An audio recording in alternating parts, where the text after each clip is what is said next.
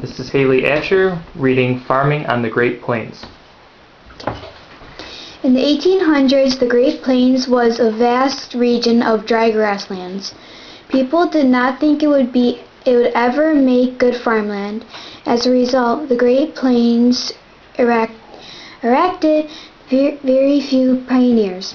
The United States government decided to try to encourage people to move to the Great Plains. In 1862, Congress passed the Homestead Act.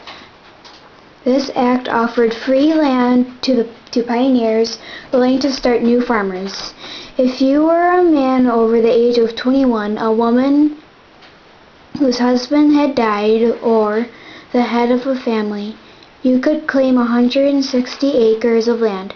You had to pay a small registration fee, usually about $10. You also had to farm your land and live on it for 5 years. Then the land was yours.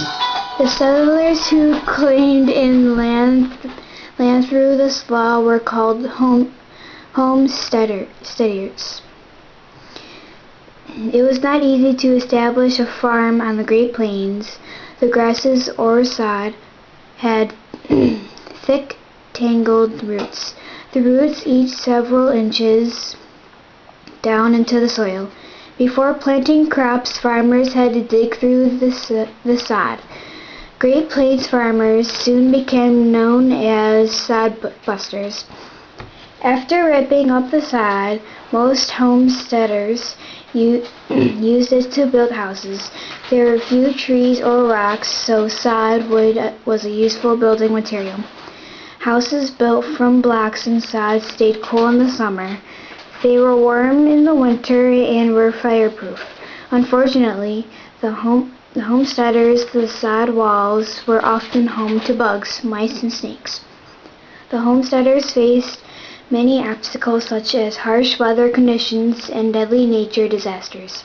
Spring often brought tornadoes, hailstorms, and flooding. Summers could mean scorching heat and frequent drafts in fall. The prairie grass dried and settlers had to watch for prairie fires. Winter brought bitter cold along with ice storms and blizzards. Farmers also faced the dreaded grasshopper. In the mid-1870s, millions of grasshoppers swarmed across the Great Plains.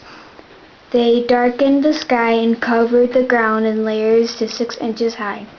The insects ate everything in their path: crops, grass, even fences, and axe handles.